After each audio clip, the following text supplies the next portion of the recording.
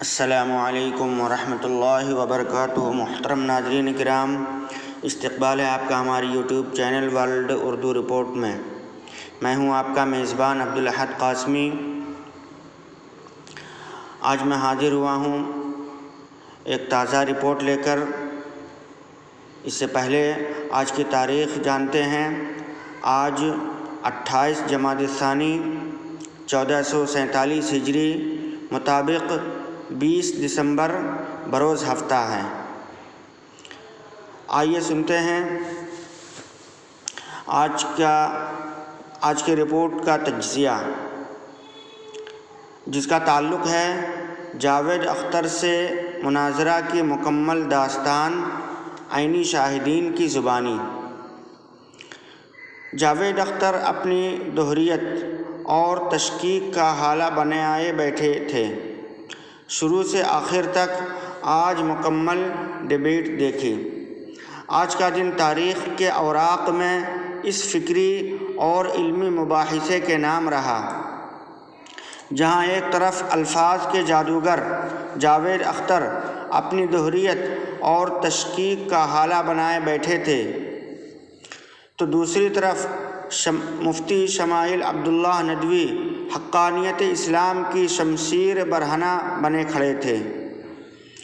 یہ محض دو شخصیات کا ٹکراؤ نہیں تھا، بلکہ اس بات باری تعالیٰ یعنی خدا تعالیٰ کا وجود اور انکار فطرت کے درمیان ایک معرکہ تھا، جس میں الحمدللہ علم کی روشنی نے وہم کے اندھیروں کو تار تار کر دیا۔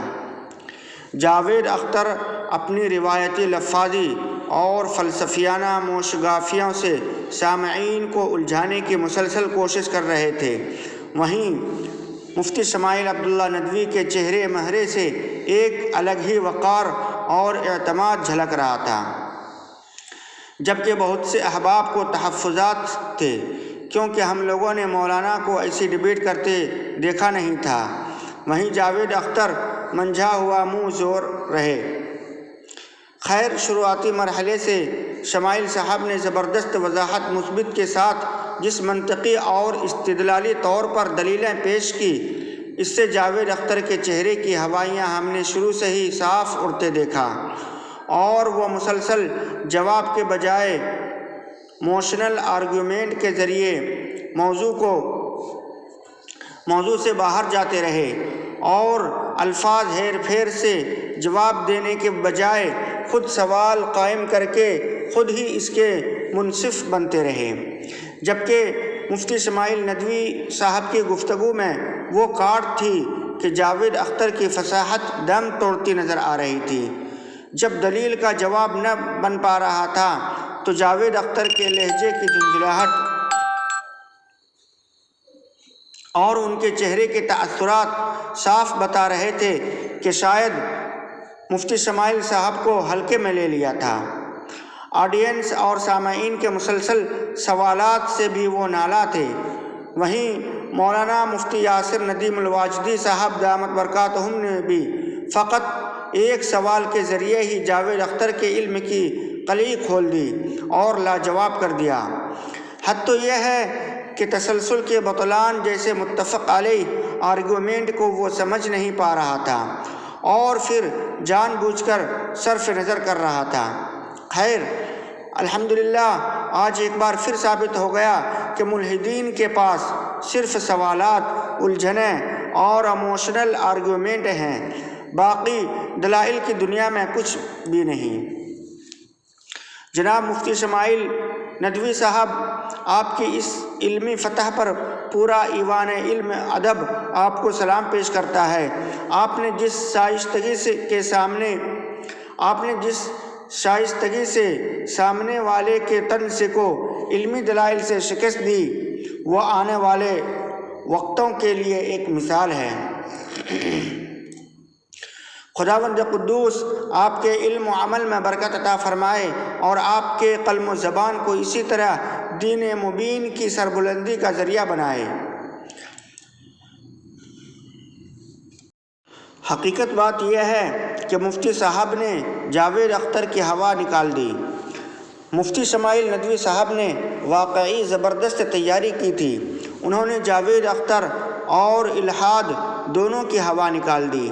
جاوید اختر نے اپنے تمام نظریات کی بنیاد صرف برٹرینڈ رسل کے فلسفے پر رکھ رکھی ہے، اس کے علاوہ اس کے پاس کچھ بھی نہیں تھا۔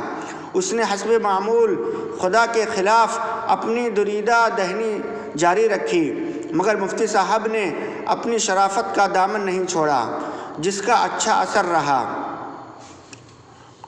آخر میں مفتی صاحب نے اکثریت والی بات سے جاوید کو مات بھی دے دی، جس پر وہ رجوع پر مجبور ہوا اور کسی قدر نرم بھی پڑا۔